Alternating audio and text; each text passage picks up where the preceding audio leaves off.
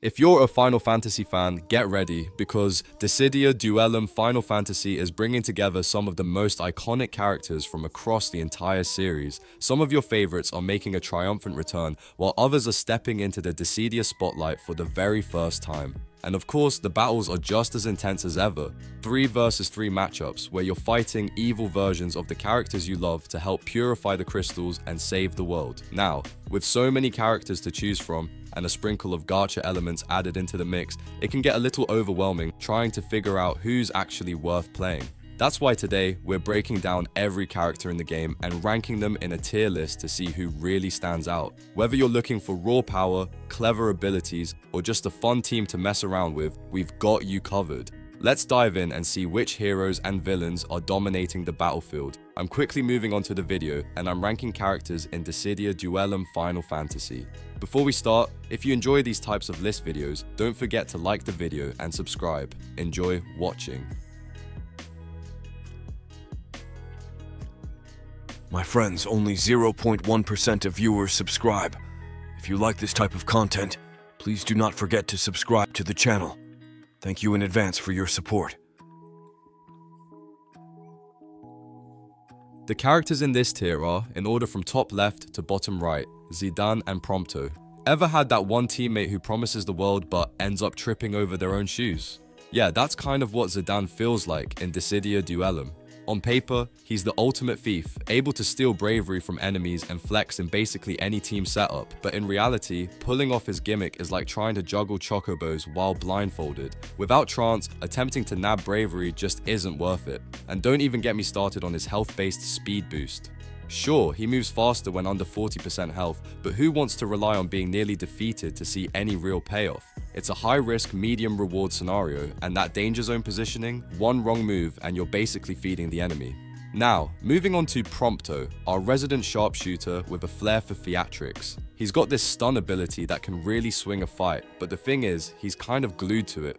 Without Lyman Flare, he can still dish out damage and lower the enemy's defense, which is nice, but his passive abilities? They are situational at best. You're basically waiting for the perfect storm to make him shine. And let's be honest, in the heat of battle, perfect storms are as rare as a legendary summon appearing twice in a row. The tricky part with Zidane and Prompto isn't that they're weak, far from it. They have style, personality, and some seriously flashy moves. The problem is consistency. Zidane can make your opponents cry tears of frustration if you nail the thief combo, but failing means he's just there.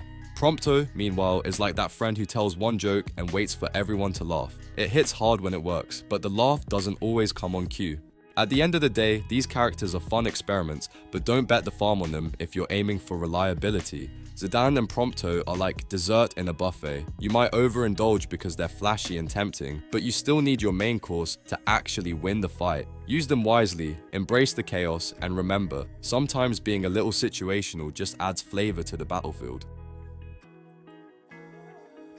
The characters in this tier are, in order from top left to bottom right, Kryle and Rinoa. You know that friend who's always there to patch everyone up but never really asks for the spotlight? That's basically Kryle in Dissidia Duellum. She's the ultimate support character, healing teammates like it's nobody's business and even giving everyone a boost to their attack. Her continuous bravery generation is a game changer when taking down bosses, letting the whole squad clean up faster. Honestly, if your team has a Kryle, you feel safer already. But here's the catch. Kryle is amazing at helping others, yet on her own, she's not exactly a one-person wrecking crew. She can't really carry a fight by herself, and if your team doesn't need constant support, she kind of fades into the background. It's like having the best sous chef in the kitchen. Without a main chef, the meal just doesn't come together.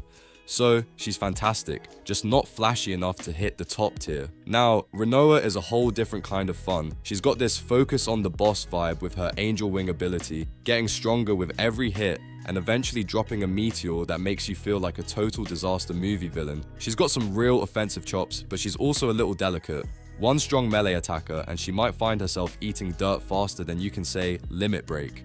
The thing with Rinoa is that she shines mostly when her ultimate abilities come into play. Without them, she's kind of waiting in the wings, hoping for the perfect moment. Her other skills are decent, but don't exactly make her a solo star.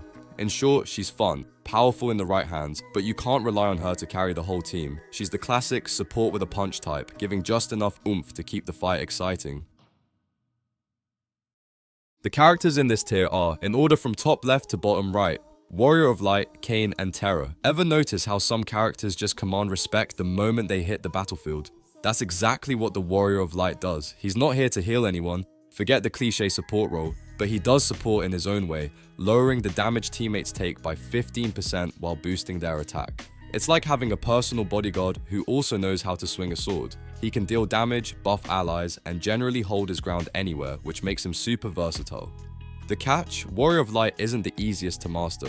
You need to pay close attention to positioning and timing, or his potential goes to waste. Think of him as a Swiss army knife, incredibly useful, but only if you actually know how to open all the little tools at the right moment.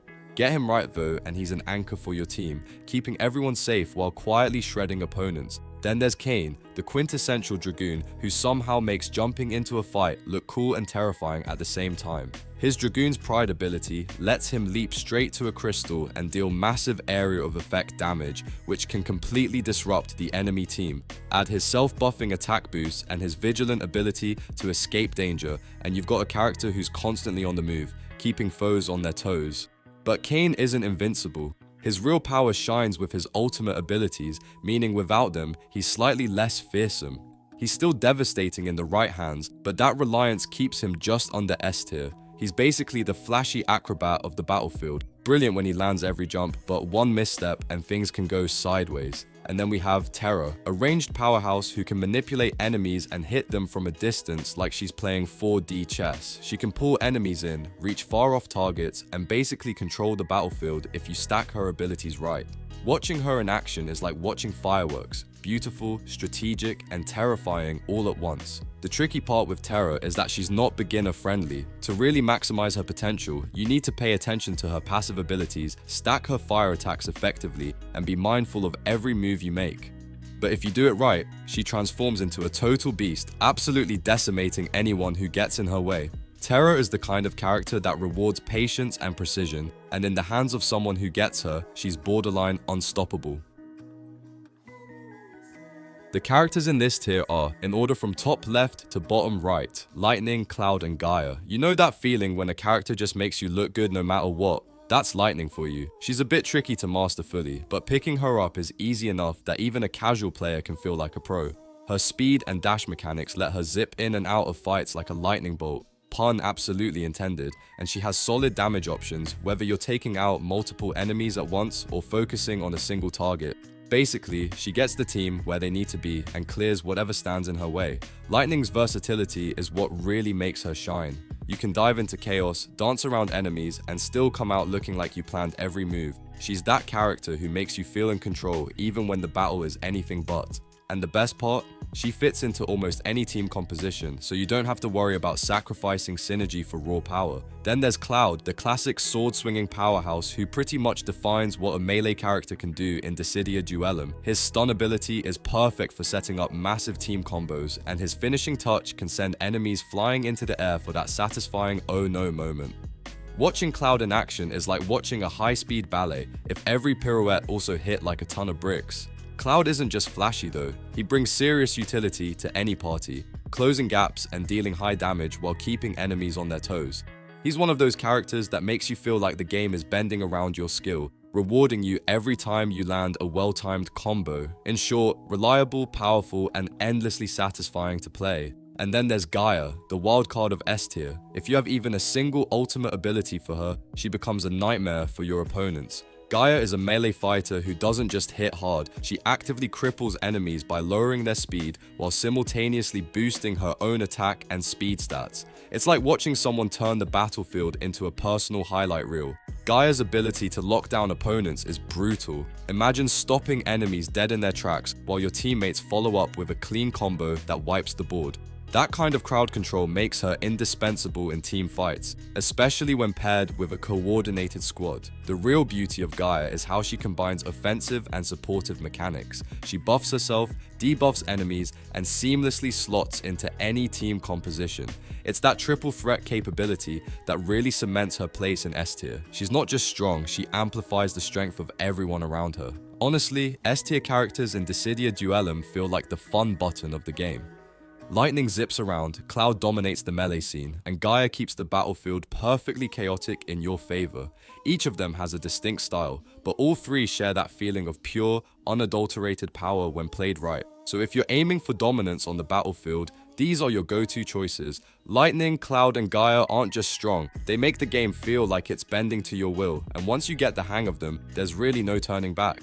Pick one, master them, and watch your opponents regret ever standing in your way. The video ends here. See you in another video. Don't forget to subscribe.